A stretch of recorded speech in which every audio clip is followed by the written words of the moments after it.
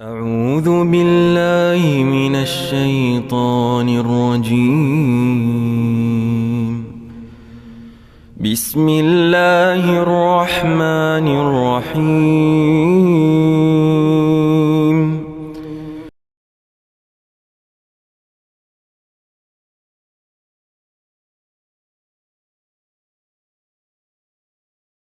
إن الحمد لله نحمده ونستعينه ونستغفره ونعوذ بالله من شرور أنفسنا وسيئات أعمالنا من يهده الله فلا مضل له ومن يضلل فلا هادي له أشهد أن لا إله إلا الله وحده لا شريك له وأشهد أن محمدا عبده ورسوله يا أيها الذين آمنوا اتقوا الله حق تقاته ولا تموتن إلا وأنتم مسلمون يا أيها الناس اتقوا ربكم الذي خلقكم من نفس واحدة وخلق منها زوجها وبث منهما رجالا كثيرا ونساء واتقوا الله الذي تساءلون به والأرحام إن الله كان عليكم رقيبا يا أيها الذين آمنوا اتقوا الله وقولوا قولا سديدا يصلح لكم أعمالكم ويغفر لكم ذنوبكم ومن يطع الله ورسوله فقد فاز فوزا عظيما أما بعد فإن خير الحديث كتاب الله وخير الهدي هدي محمد صلى الله عليه وسلم وشر الأمور محدثاتها وكل محدثة بدعة وكل بدعة ضلالة وكل ضلالة في النار. أعوذ بالله السميع العليم من الشيطان الرجيم من همزه ونفخه ونفثه. سنقرئك فلا تنسى إلا ما شاء الله إنه يعلم الجهر وما يخفى. وقال الله تعالى قل ادعوا الله أو ادعوا الرحمن أيما تدعوا فله الأسماء الحسنى وإن تجهر بصلاتك ولا تخافت بها وابتغ بين ذلك سبيلا. جس موضوع سے متعلق آج گفتگو کرنی ہے وہ یہ کہ ہم جو پنج وقتہ نماز پڑھتے ہیں، فرض نماز جماعت کے ساتھ یا کسی بنیاد پر کسی وجہ سے منفرد ہو کر کے، اور جو نوافل ہیں ان سب میں جو قرات ہوتی ہے وہ قرات جہری بھی ہوتی ہے، سری بھی ہوتی ہے. لیکن جو فرض نمازیں ہیں، پنج وقتہ نمازیں، ان میں کچھ نمازیں ایسی ہیں جس میں سرن ہی قرات ہوتی ہے، جیسے ظہر اور عصر ہے، مغرب کی آخری رکعت اور عشاء کی آخری کی 2 رکعتیں، فجر ہے، مغرب اور عشاء کی ابتدائی 2 رکعتیں ہیں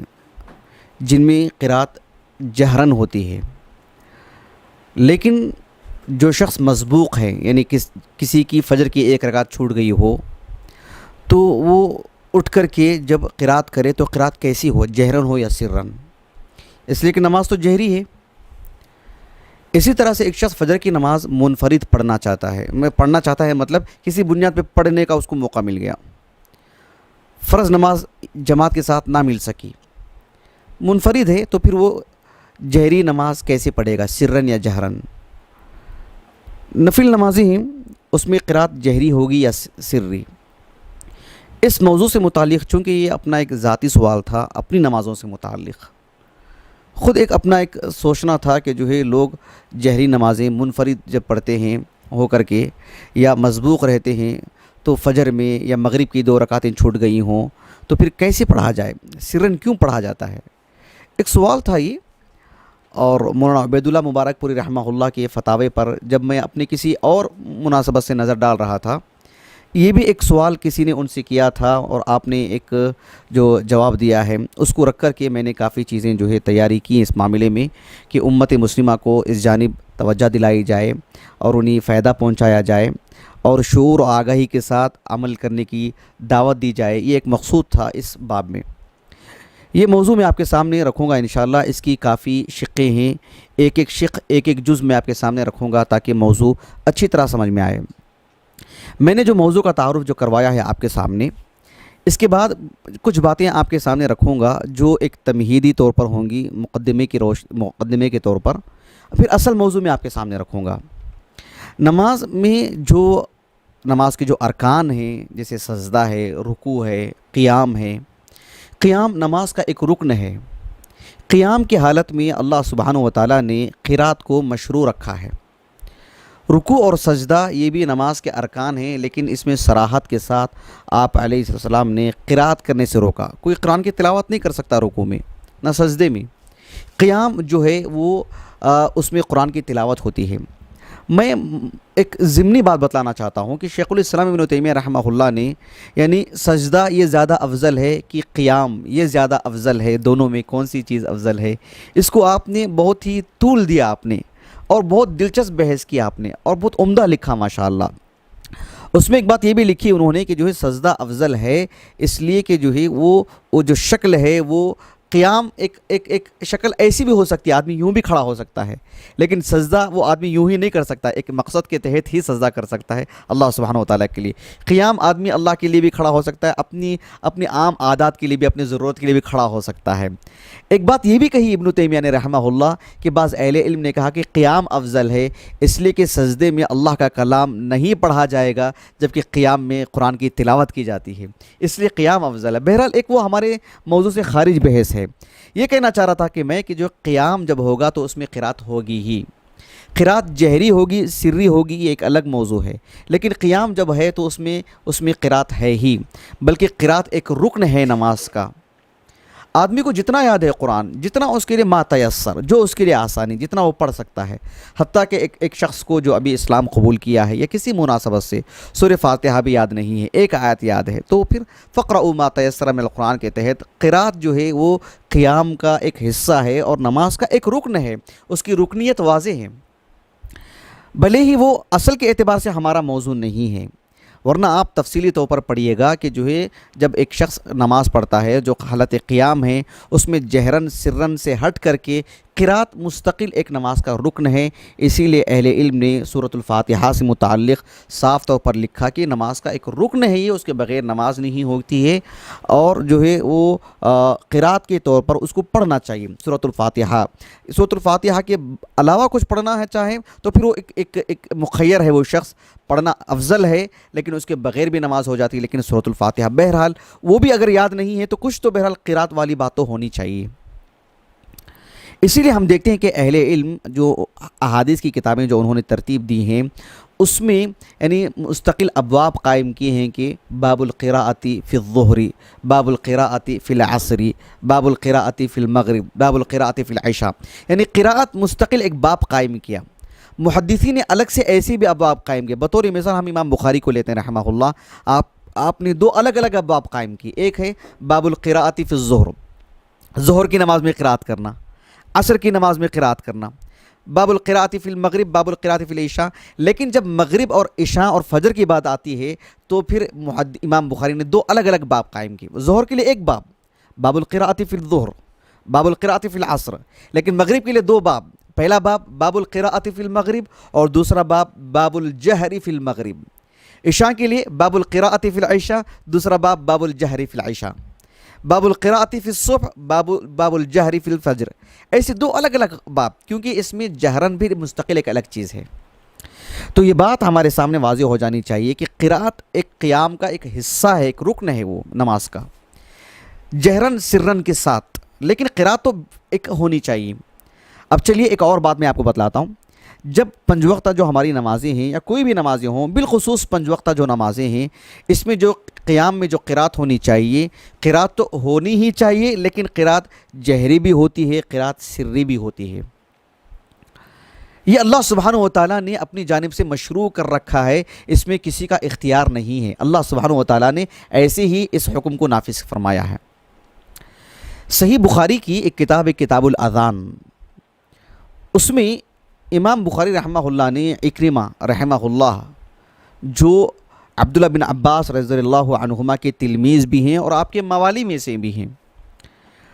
عبداللہ بن عباس رضی اللہ عنہما کے حوالے سے وہ بیان کرتے ہیں کہ عبداللہ بن عباس رضی اللہ عنہما سے کسی نے پوچھا کہ پنج وقتہ نمازوں میں کچھ رکعتیں ایسی ہیں جس میں بلند آواز سے قرات کی جاتی ہے، کچھ رکعتیں ایسی ہیں جس میں سرن پڑھا جاتا ہے، جیسے فجر ہے، مغرب ہے، عشاء ہے، عشاء کی پہلے کی دو رکعتیں، ظہر عصر ہیں جس میں سرن پڑھی جاتی ہیں۔ تو عبداللہ بن عباس رضی اللہ عنہما نے جو جواب دیا، بہت دلچسپ جواب دیا آپ نے کہا کہ قرأ النبی، یعنی قرأ النبی صلی اللہ علیہ وسلم، قرأ کے معنی آتے ہیں جہارا، جیسے کہ ابن حجر نے کہا رحمہ اللہ فتح الباری میں، قرأ النبی صلی اللہ علیہ وسلم فیما امر وسکت فیما امر، سکت یعنی اسرا کے معنی میں، یعنی آپ علیہ السلام نے جہرن وہاں پڑھا ہے جہاں پڑھنے کا اللہ نے حکم دیا ہے، آپ نے نماز میں سرن وہاں اختیار کیا ہے فیما عمر، جہاں اللہ نے آپ کو حکم دیا ہے۔ یہ ایک عام سی بات کی ابن عباس نے رضی اللہ عنہما۔ اس بات کو کہنے کے بعد عبداللہ بن عباس رضی اللہ عنہما نے اس شخص کو 2 آیتیں پڑھ کر کے سنائیں۔ ایک سورہ مریم کی آیت ہے کہ وما کان ربک نسیا، اور دوسری آیت تلاوت کی لقد کان لکم فی رسول اللہ اسوۃ حسنہ۔ یعنی ان 2 آیتوں کو اس حکم کے ساتھ جوڑ کے پڑھنے میں کیا حکمت اور کیا مناسبت ہے، امام خطابی رحمہ اللہ، امام خطابی حمد بن محمد امام خطابی رحمہ اللہ، ان کے حوالے سے ابن حجر نے فتح الباری میں لکھا ہے کہ انہوں نے کہا کہ وما کان ربک نسیا کہہ کر کے ابن عباس رضی اللہ عنہما نے یہ کہنا چاہا کہ قرآن مجید میں اللہ سبحانہ و تعالیٰ نے جو کچھ کلیات اور اصول بتلا دیے ہیں اللہ نے بتلا دیے ہیں، کوئی چیز اس میں چھوٹی نہیں ہے، وما کان ربک نسیا، اور جو پوری تفصیلات ہیں وہ رسول اللہ نے بتلا دیے ہیں، لقد کان لکم فی رسول اللہ اسوۃ حسنہ۔ یہ بہرحال انہوں نے مناسبت بیان کی، امام خطابی نے رحمہ اللہ، واللہ اعلم۔ یہ ایک روایت ہے جس روایت میں ہمیں 2 باتیں معلوم ہوتی ہیں کہ یہ جہرن اور سرن یہ رسول اللہ صلی اللہ علیہ وسلم نے اختیار کیا اللہ سبحانہ و تعالیٰ کے حکم سے، اور یہ ایسے ہی ہوگا۔ ایک اور حدیث آتی ہے جو صحیحین میں ہے، متفق علیہ روایت ہے، صحیح بخاری میں بھی صحیح مسلم میں بھی۔ صحیح بخاری میں کتاب الاذان میں اور صحیح مسلم میں کتاب الصلاۃ میں روایت موجود ہے۔ ایک تابعی ہیں، عظیم تابعی، جلیل القدر تابعی، مکہ کے رہنے والے، عطا بن ابی رباح رحمہ اللہ، وہ ابو ہریرہ رضی اللہ عنہ کے حوالے سے کہتے ہیں کہ ابو ہریرہ رضی اللہ عنہ نے فرمایا کہ اللہ کے رسول علیہ الصلاۃ والسلام نے کہا، 2 طرح سے الفاظ ہمیں ملتے ہیں۔ صحیح بخاری میں جو الفاظ ہیں اس روایت کے، اس میں یہ بات آتی ہے کہ لا صلاۃ الا فیما یقرأ، کوئی نماز ایسی نہیں ہے جس میں اس میں تلاوت نہ کی جائے، الا ہے کہ اس میں تلاوت کی جاتی ہے تو پھر وہ رکعت شمار کی جائے گی، یہ معنی اس کا۔ صحیح مسلم کے اندر اور صراحت ہے کہ فی کل صلاۃ تقرأ، یعنی فی کل رکعت کے معنی میں۔ ایک تو یہ بات ہو گئی ہے جس میں ہم نے کہا کہ قرات تو بہرحال ہونی چاہیے۔ اب رہا 5 وقتہ نمازوں میں کبھی سرن کبھی جہرن،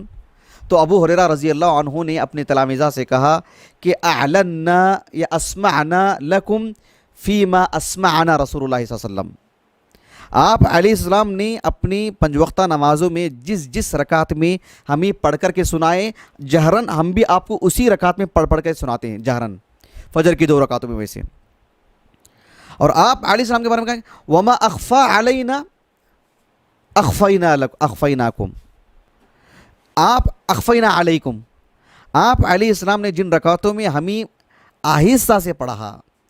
یعنی مطلب بلند آواز سے نہیں پڑھا، ہم انہی رکعتوں میں آپ کے لیے بھی اخفینا علیکم، یعنی ہم اس کو قرات چھپا کر کے پڑھتے ہیں، اپنے تئیں پڑھتے ہیں، بس اپنے لیے سنانے کے لیے۔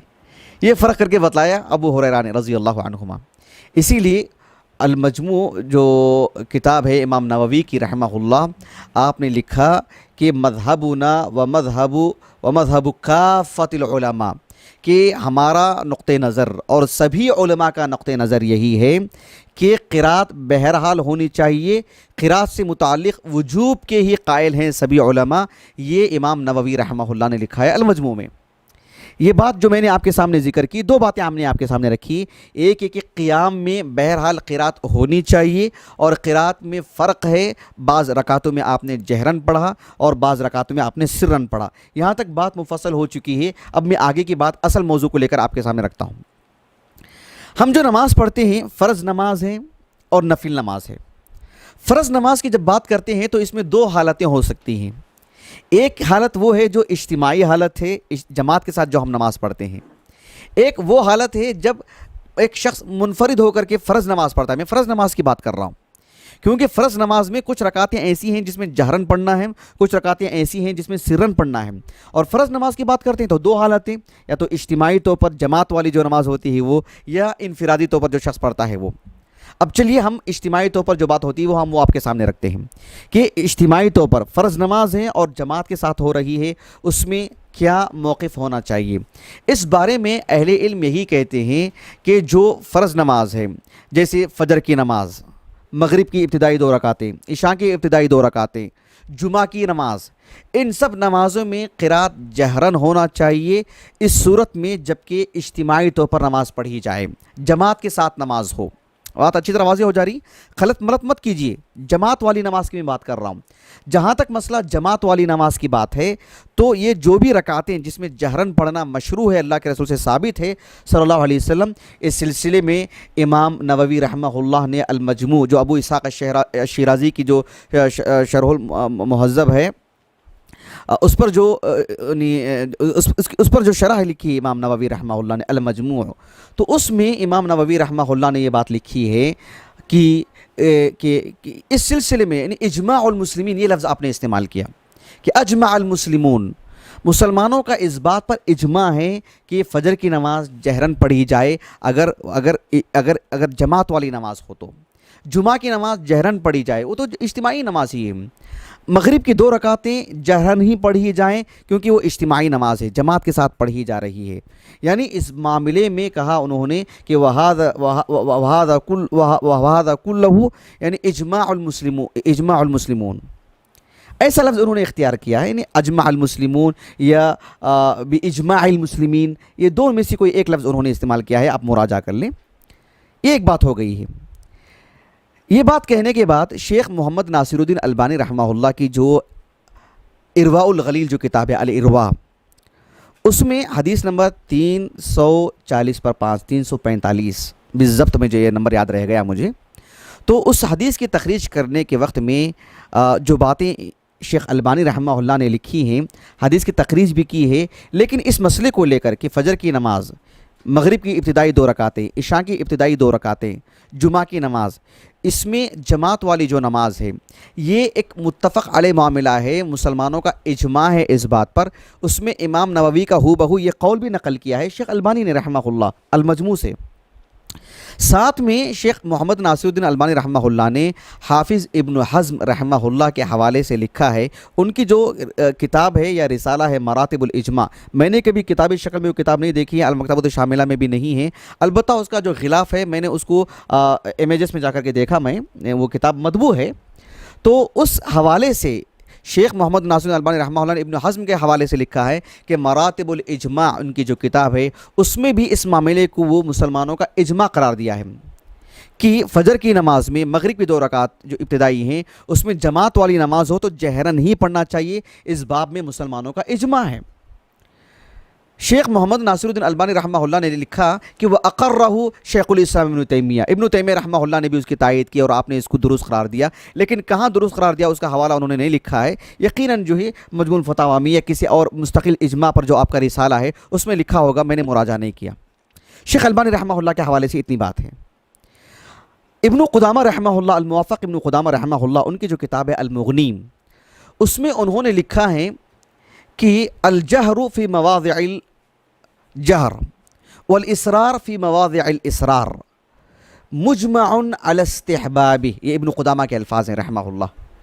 ابن قدامہ رحمہ اللہ نے لکھا ہے کہ جو نمازیں یعنی جو رکعتیں فرض نماز میں، فرض نماز کی بات ہے، فرض نماز کی بات ہے اور جماعت کے ساتھ ہو تبھی کی بات ہے، اس بات پر اجماع ہے کہ جہاں الجہر فی موضع الجہر والاسرار فی موضع الاسرار، جہاں جہر ہے وہاں جہر، اور جہاں اسرار ہے، جہاں قرات کو پس کر کے پڑھنا چاہیے ویسے ہی پڑھنا چاہیے، مجمع علی استحبابہ ولم یختلف المسلمون، ایسے انہوں نے لکھا ہے کہ مسلمانوں کا اس میں اختلافی نہیں ہے، مجمع علیہ مسئلہ ہے۔ یہاں تک بات ہو گئی۔ یہ جو جہر والی بات ہے فرض نمازوں میں یہ صرف امام ہو تبھی، منفرد کے لیے نہیں،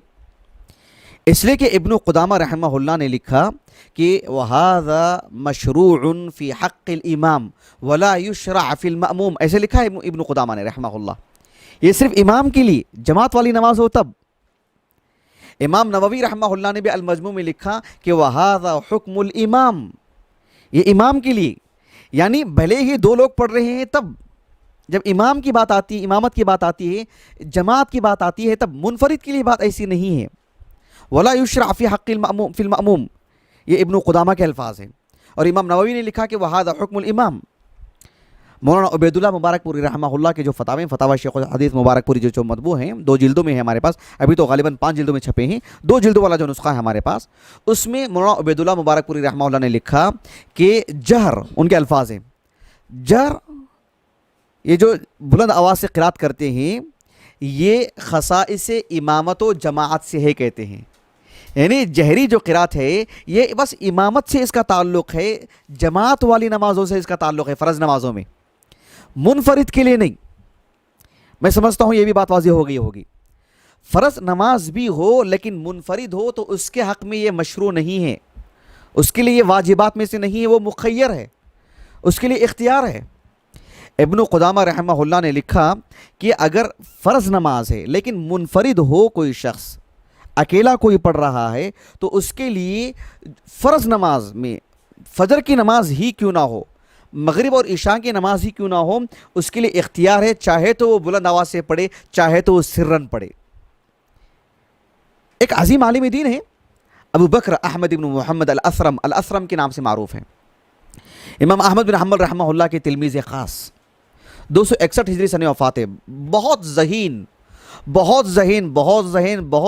اتنے ذہین ماشاء اللہ کہ یحییٰ بن معین رحمہ اللہ کہا کرتے تھے کہ مجھے لگتا ہے کہ ان کی والد یا والدہ دونوں میں سے کوئی جن ہوں گے، یعنی یہ تعجب کا اظہار کرنے کے لیے کہا انہوں نے کہ اتنا غضب کا حافظہ اور اتنی غضب کی صلاحیت تھی ان کے اندر، ابو بکر الاسرم رحمہ اللہ کے اندر۔ وہ کہتے ہیں کہ میں نے احمد ابن یہ بات جو ہے امام ابن قدامہ رحمہ اللہ نے المغنی میں ذکر فرمایا ہے کہ وہ کہتے ہیں کہ میں نے احمد بن حنبل رحمہ اللہ سے پوچھا کہ ایک شخص ہے جو جماعت کی نماز پڑھ رہا تھا، ہوا ایسے کہ اس کی 1 رکعت یا 2 رکعت چھوٹ گئی تھی، اور جہری نماز جیسے مان لیجئے کہ فجر کی نماز ہے، 1 رکعت چھوٹ گئی اس کی، وہ اٹھ کے اگر پڑھنا چاہے تو یجہر ام یخافت، وہ بلند آواز سے پڑھے گا کہ جو ہے پست آواز کر کے پڑھے گا، فرض نماز ہے لیکن تھا مسبوق، جیسے فرض نماز جو فجر کی نماز تھی 1 رکعت چھوٹ گئی اس کی، کیسے پڑھے گا وہ؟ احمد بن حنبل رحمہ اللہ نے کہا کہ انشاء جہر، الفاظ پہ غور کیجیے آپ، انشاء جہر و انشاء خافت و انما الجہر للجماعہ، یہ پوری بات ہے احمد بن حنبل رحمہ اللہ کی کہ جہر تو جماعت کے لیے خاص اس کے خصائص میں سے ہے۔ اب مسبوق ہے وہ، بھلے ہی فجر کی نماز پڑھ رہا تھا امام کے ساتھ، 1 رکعت چھوٹ گئی تھی، اب اٹھ کے پڑھنے کی وجہ سے مسبوق ہے، اکیلا پڑھ رہا ہے، اب اس کے لیے اختیار ہے، چاہے تو بلند آواز سے پڑھے چاہے تو پست آواز سے پڑھے، کیونکہ جہرن پڑھنا تو وہ امامت کے خصائص میں سے، جماعت کی نماز کے خصائص میں سے۔ ابو بکر علیہ السلام رحمہ اللہ کہتے ہیں کہ میں نے یہ بھی دریافت کیا کہ ایک شخص فجر کی نماز، مغرب کی نماز یا عشاء کی نماز وہ سرے سے ہی اکیلے پڑھ رہا ہے، منفرد ہو کے پڑھ رہا ہے، تبھی بھی احمد بن حنبل رحمہ اللہ نے یہی جواب دیا کہ انشاء الجہر و انشاء خافت و انما الجہر للجماعہ، یہی بات احمد بن حنبل نے کہی رحمہ اللہ۔ مولانا عبیداللہ مبارک پوری رحمہ اللہ نے بھی یہی بات لکھی ہے کہ یہ فرض نماز اگر کوئی مسبوق ہے، جیسے مغرب عشاء میں یا فجر میں مسبوق ہے، یا منفرد ہی ہے، سرے سے الگ سے ہی پڑھ رہا ہے شروع سے ہی، تو اس کے لیے اختیار ہے، چاہے تو بلند آواز سے پڑھے چاہے تو وہ پست آواز سے پڑھے۔ البتہ امام نووی رحمہ اللہ نے کہا کہ ہمارے نزدیک فیسن عندنا الجہر، کہ ہمارے نزدیک جہرن پڑھنا مسنون ہے لیکن واجبات میں سے نہیں ہے۔ البتہ امام ابو حنیفہ رحمہ اللہ کے حوالے سے یہ بات لکھی گئی ہے المغنی میں بھی، اور مولانا عبیداللہ مبارک پوری نے بھی نقل کیا ہے، اور المجموع میں امام نووی بھی نے نقل کیا ہے کہ انہوں نے جہرن پڑھنے کو بہتر اور افضل جانا، اس لیے کہ وہ امامت کے مشابہ، یعنی وہ امام فرض نماز ہے تو گویا کہ اس کی حیت وہ وہی رہتی ہے فرض نماز کی طرح، تو اس میں وہ امام کے بالکل قریب ہو کر کے پڑھے، اس کی شکل اختیار کرے، یہ معنی، یہ مقصود امام ابو حنیفہ کا رحمہ اللہ۔ البتہ ہندوستان کے جو عظیم ادارہ ہے احناف کا، دارالعلوم دیوبند، وہاں سے جو فتویٰ چھپا ہے فتاویٰ دارالعلوم دیوبند کے نام سے، بھلے ہی وہ ایک فرد کا فتاوے ہیں، مولانا عبدالعزیز عثمانی رحمہ اللہ، ان کے وہ فتاوے ہیں، لیکن بعد میں فتاویٰ دارالعلوم دیوبند کے نام سے معروف ہے، وہ ان کا اپنا فتویٰ ہے وہ، لیکن وہ دارالعلوم دیوبند کی نمائندگی کرتے ہیں وہ فتاوے۔ اس میں انہوں نے ایک سوال آیا تھا ان سے کہ مسبوق کیسے قرات کرے، جہرن کی سرن، جیسے مان لیجئے کہ فجر کی نماز لے لیں، تو انہوں نے یہی کہا کہ جو ہے جہرن بھی پڑھ سکتا ہے، سرن بھی پڑھ سکتا ہے، البتہ افضل یہ ہے کہ وہ جہرن پڑھے، ایسے انہوں نے لکھا ہے۔ خلاصہ کلام یہ ہے کہ جو راجح قول کے مطابق سرن پڑھنا بہتر ہے، اس لیے کہ اگر مسبوق ہیں، مان لیجئے کہ فجر کی نماز ہے، 20 لوگ مسبوق ہیں، سب جہرن پڑھیں گے تو ایک شور شرابہ ہوگا، ایک غوغا ہوگا، کوئی رکوع میں ہوگا، کوئی کیونکہ ایک شکل تو نہیں ہوگی نا، کوئی قرات کر رہا ہوگا، کوئی دوسرا رکوع میں چلا گیا ہے، اور کوئی جو ہے مطلب کیا کچھ ہوگا۔ جو لوگ اوراد و وظائف میں رہتے ہیں ان کے لیے بھی ایک خلل سی بات ہوگی، اگر مسجد میں 20 لوگ جا رہے ہیں اور جا کر کے جو انفرادی طور پر فجر کی نماز پڑھ رہے ہیں، مطلب کیا ہوگا، ایک عجیب سا ہنگامہ ہوگا۔ بہرحال یہی بہتر ہے کہ جو سرن پڑھا جائے، کیونکہ جہرن پڑھنے سے متعلق کوئی نص نہیں اور وجوب کا تو کوئی قائل نہیں ہے، مولانا عبید اللہ مبارک پوری کے بقول رحمہ اللہ۔ یہاں تک بھی ایک بات ہو گئی۔ چلیے ایک اور بات میں آپ کے سامنے رکھتا ہوں، یہ تو فرض نماز سے متعلق تھی، یعنی فرض نماز سے متعلق یہ بات تھی کہ اجتماعی طور پر الگ بات ہے، اس لیے کہ جہرن امامت کے اور جماعت کے خصائص میں سے ہیں، منفرد اور مسبوق ہوں گے تو کیا ہوگا، وہ بھی بات آ گئی۔ جہاں تک مسئلہ تکبیر اور تسمیع کا ہے، جیسے اللہ اکبر، سمع اللہ لمن حمیدہ، یہ جو کہتے ہیں یہ بھی اسی کے تابع ہیں قرات کے، کہ وہ بھی امامت کے خصائص میں سے ہیں، منفرد پڑھیں تو آہستہ اللہ اکبر، آہستہ اپنے بارے میں اپنے حد تک سنانے کے لیے کہے۔ چلیے نفل نمازوں سے متعلق میں آپ کے سامنے بات رکھتا ہوں۔ اگر کوئی شخص نفل نماز پڑھ رہا ہے تو اس میں وہ جہرن پڑھے گا کہ سرن پڑھے گا، تو آپ کو اچھی طرح یہ بات معلوم ہو جانی چاہیے کہ اہل علم نے نصوص کی روشنی میں، وہ نصوص بھی میں آپ کے سامنے رکھوں گا، یہ بات کہے ہیں کہ جہاں تک مسئلہ نوافل کا ہے تو اس میں بھی فرق کرنا پڑے گا۔ نوافل جو ہیں وہ بکثرت ہیں، لیکن اس میں فرق کرنا پڑے گا۔ فرق کس اعتبار سے؟ دن کی نوافل اور رات کی نوافل میں فرق کرنا پڑے گا۔ دن کی نوافل میں جہرن رسول اللہ سے ثابت ہی نہیں ہے صلی اللہ علیہ وسلم، اور رات کی جو نوافل ہیں اس میں بندے کو اختیار ہے۔ سید سابق رحمہ اللہ مصر کے ایک عالم دین، 1915 ان کا سن ولادت ہے، 2000 سن وفات ہے، ایک بہت ہی بڑے عالم، مشہور عالم، اور فقہ السنہ بہت مشہور کتاب ہے ان کی، تو اس میں انہوں نے لکھا ہے جو نماز کے جو سنن اور فرائض ہیں اس ضمن میں انہوں نے لکھا ہے کہ کہاں سرن پڑھنا چاہیے، کہاں جہرن پڑھنا چاہیے۔ تو انہوں نے لکھا کہ فجر کی نماز ہے، 5 وقتہ نمازوں میں، مغرب کی نماز ہے، عشاء کے 2 رکعت ہیں، مغرب کے 2 رکعت ہیں، جمعہ کی نماز ہے، ان سب میں جہرن پڑھنا چاہیے۔ بقیہ فرض نمازوں میں بھی جو ظہر ہے، عصر ہے، اس میں سرن پڑھنا چاہیے۔ یہ پوری بات لکھنے کے بعد سید سابق رحمہ اللہ نے لکھا کہ وَأَمَّا النَّوَافِلُ فَالنَّهَارِيَّةُ وَأَمَّا النَّوَافِلُ، کہا کہ فَالْجَهْرُ، ایسے کچھ الفاظ ہیں ان کے کہ جو بھی نوافل ہے، وَأَمَّا بَقِيَّةُ النَّوَافِلُ لَا جَهْرَ فِي النَّهَارِيَّةِ، ایسے انہوں نے لکھا، وَأَمَّا النَّوَافِلُ لَا جَهْرَ فِي النَّهَارِيَّةِ، نوافل کی اگر بات کرتے ہیں تو لا جہر فی النہاریہ، دن کی نمازوں میں جہر نہیں ہے، ثابت ہی نہیں اللہ کے رسول سے صلی اللہ علیہ وسلم۔ وَأَمَّا اللَّيْلِيَّةُ فَفِيهَا الْخِيَارُ، جہاں تک مسئلہ رات کی نوافل ہیں تو اس میں اختیار ہے، چاہے تو انشاء جہر و انشاء خافت، یا وہ انشاء اسر، یا وہ سرن پڑھے جہرن پڑھے، والافضل التوسط، یہ ان کا لفظ ہے۔ شیخ البانی رحمہ اللہ کے ایک شاگرد ہیں شیخ حسین ابن عودہ العوائشہ حفظہ اللہ، ان کی جو کتاب ہے الموسوعہ الفقہیہ المیسرہ فی فقہ الکتاب والسنہ المطہرہ، اس میں شیخ سید سابق رحمہ اللہ کا عنوان، اس کے بعد کی پوری عبارتیں ہو بہو انہوں نے نقل کی ہیں، اور حاشی میں لکھا ہے کہ یہ سید سابق کی فقہ السنہ سے نقل کی گئی عبارتیں، ایسے انہوں نے لکھا ہے، وہی بات انہوں نے مکمل طور پر نقل کی ہے۔ شیخ محمد ناصر الدین البانی رحمہ اللہ کی جو بہت ہی معروف کتاب ہے نماز سے متعلق، اصل صفت صلاۃ النبی، جو 3 جلدوں والی میں اس کی بات کر رہا ہوں، اصل صفت صلاۃ النبی، اس میں اس موضوع سے متعلق 10 صفحات پر طویل انداز میں لکھا ہے شیخ البانی نے رحمہ اللہ، 10 صفحات پر مشتمل، یعنی آپ اندازہ لگائیے شیخ البانی رحمہ اللہ کی ایک ایک عبارت میں علم کا سمندر ہوتا ہے۔ 10 صفحات پر آپ نے لکھا ہوگا تو آپ نے کتنی چیزیں اس میں لکھی ہوں گی، اللہ اکبر، یعنی پوری قرات سے متعلق، نماز میں قرات کہاں کہاں ہوتی ہے، قرات کس طرح سے ہونی چاہیے، مفصل آپ نے لکھا ہے۔ اس موضوع سے متعلق بھی آپ نے لکھا، شیخ البانی رحمہ اللہ نے ایک عالم کا نام لکھا ہے کہ عبدالحق، یہ عبدالحق الاشبیلی ہیں اندلس کے، یہ عبدالحق جو دہلوی ہیں کون ہیں واللہ اعلم، مجھے اس کا علم نہیں ہو سکا، لیکن ان کی ایک کتاب ہے کتاب التہجد، اس کتاب کے حوالے سے شیخ البانی رحمہ اللہ نے لکھا کہ جہاں تک مسئلہ وہ نوافل جو دن سے متعلق ہیں، جو دن میں پڑھی جانے والی نوافل ہیں، کہا کہ فلم یصح عنہ صلی اللہ علیہ وسلم فی النہار جہر ولا اسرار، کہا کہ آپ علیہ السلام سے دن کی اگر نوافل کی بات کرتے ہیں تو نہ جہر ثابت ہے نہ سرن ثابت ہے، ثابت نہیں ہے اللہ کے رسول سے، کہا کہ والاظہر فیہا یسر،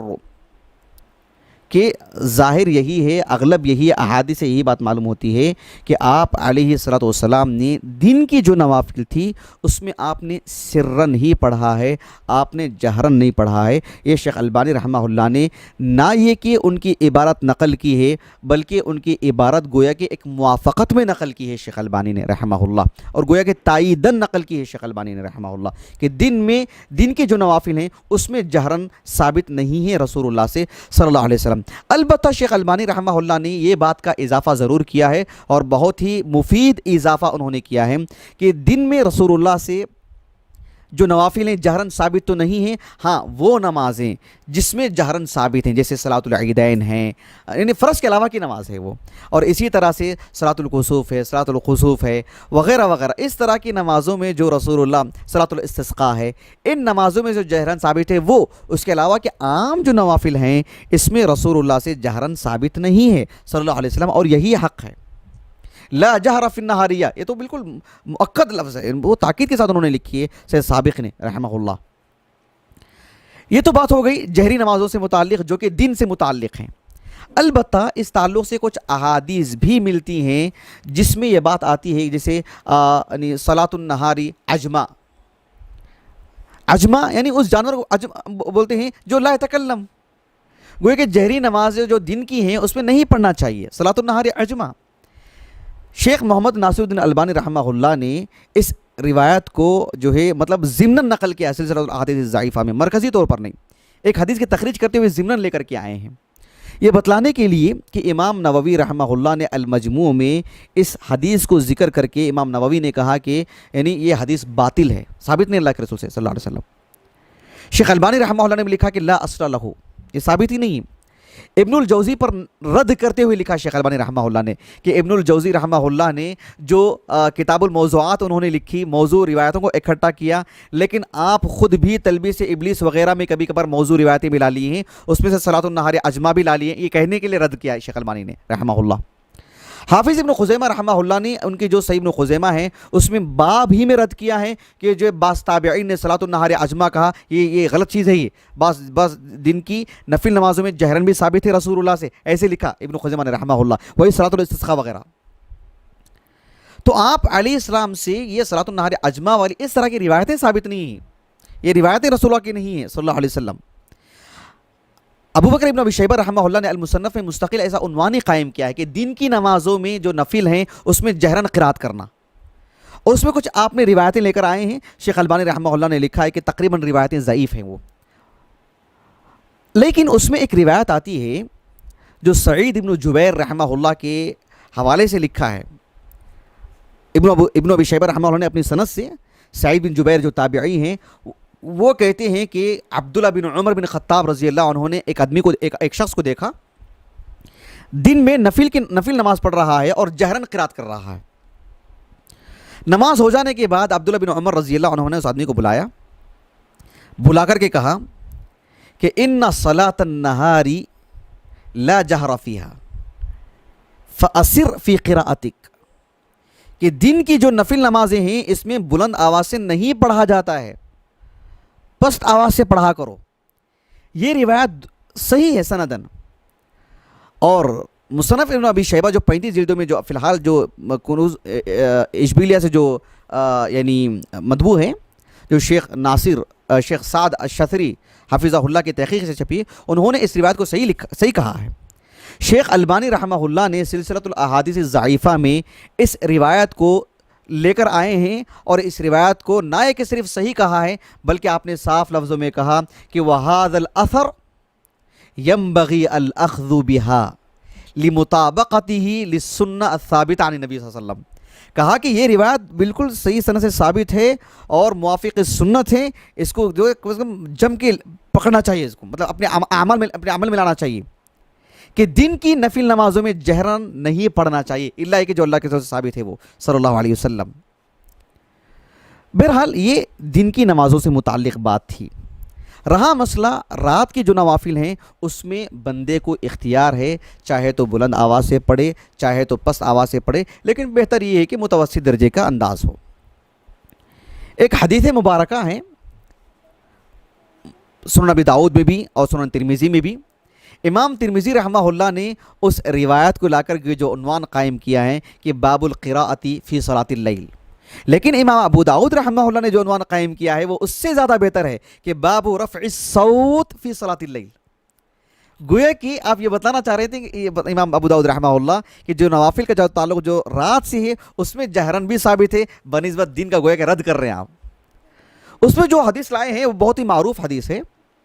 کہ عبداللہ بن رباح ایک تابعی ہیں، وہ کہتے ہیں کہ ابو قتادہ الانصاری رضی اللہ عنہ صحابی رسول حارث بن ربعی جن کا نام ہے، وہ کہتے ہیں کہ آپ علیہ الصلاۃ والسلام نے فرمایا کہ میں رات میں میرا گزر ہوا، میں نے دیکھا کہ ابو بکر رضی اللہ عنہ نماز پڑھ رہے تھے اور اس میں پست آواز سے قرات کر رہے تھے، اور عمر سے بھی میں نے گزرا، وہاں سے بھی میرا گزر ہوا، وہ تھوڑی بلند آواز سے قرات کر رہے تھے. صبح کے ہونے کے بعد جب سب اللہ کے رسول کے پاس جمع ہوئے تو آپ علیہ السلام نے فرمایا کہ ابو بکر آپ نے آواز کو آپ نے کچھ پست کر کے پڑھا، مطلب آہستہ سے آپ نے تلاوت کر رہے تھے نماز میں، نفل نماز تھی وہ.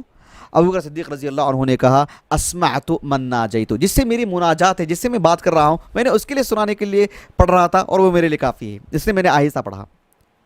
عمر سے پوچھا تو انہوں نے کہا، عمر بن خطاب رضی اللہ عنہ نے کہا کہ میں دو وجہ سے بلند آواز سے پڑھا. ایک لے کے اوقظ الوسنان، تاکہ سوئے ہوئے لوگوں کو میں جگاؤں، وہ اطرد الشیطان، شیطان کو میں یہاں سے بھگاؤں، اس لیے میں نے بلند آواز سے پڑھا. آپ علیہ السلام نے ابو بکر صدیق رضی اللہ عنہ سے کہا کہ ارفع صوتک شیئا، اور عمر بن خطاب سے کہا اخفض صوتک شیئا، تم کچھ بلند آواز سے پڑھ لیا کرو، تم کچھ پست آواز کر لیا کیجیے. اسی لیے سید سابق رحمہ اللہ نے کہا کہ جو رات کی جو نفل نمازیں ہیں اس میں اختیار ضرور ہے، لیکن والافضل التوسط، متوسط درجے کی آواز ہونی چاہیے. خلاصہ کلام کیا ہے اس پورے درس کا کہ جو فرض نمازیں ہیں جس میں جہاں جہرن پڑھنا چاہیے جہرن ہی پڑھنا چاہیے، وہ اجماع المسلمین امام نووی کے قول کے مطابق. جہاں سرن ہے وہاں سرن ہی پڑھنا چاہیے، لیکن اس کا تعلق صرف جماعت سے ہونے والی نماز ہے. ایک شخص کی امامت میں پڑھی جانے والی نماز سے ہی متعلق ہے، امامت سے اس کا تعلق ہے. یشرع فی حق الامام ولا یشرع فی المأموم، ابن خدامہ کے الفاظ میں رحمہ اللہ. اگر کوئی شخص مسبوق ہے، بھلے ہی جیسے فرض نماز ہے اور وہ بھی یعنی فجر کی نماز رکھ لیں جس میں قرات جہری ہوتی ہے، لیکن وہ مسبوق ہے، ایک رکعت ان کی چوک گئی تھی، وہ اٹھ کے پڑھنا چاہتے ہیں، تو پھر ان کے لیے اختیار ضرور ہے، لیکن بہتر ہے کہ وہ پست آواز سے پڑھیں، سرن پڑھیں. منفرد بھی پڑھنا چاہتے ہیں سرن پڑھیں. نفل نماز کی اگر بات کرتے ہیں تو پھر اگر وہ دن کی ہوں تو لا جہر فی النہاریہ، اگر رات کی ہوں تو اختیار ہے، لیکن بہتر ہے کہ التوسط ہو. ہماری خواتین کو ہم دیکھتے ہیں گھروں میں نماز پڑھتی ہیں، فجر کی نماز بھی سرن پڑھتی ہیں، ظہر بھی سرن پڑھتی ہیں، عشاء بھی سرن پڑھتی ہیں، مغرب بھی سرن پڑھتی ہیں، کل کی کل نمازیں وہ سرن پڑھتی ہیں، یعنی کوئی نماز ان کی جہری ہوتی ہی نہیں ہے. بہرحال ان کا معاملہ درست ہے، عمل درست ہے، لیکن اس علم کی روشنی میں جو انجام دیں تو اس پر اجر ملے گا انشاءاللہ، شعور آئے گا اس کے اندر. ہم دیکھتے ہیں کہ مسبوق جتنے بھی ہوتے ہیں وہ سب سرن ہی پڑھتے ہیں، لیکن بس علم کی روشنی میں ابھی سرن پڑھیں.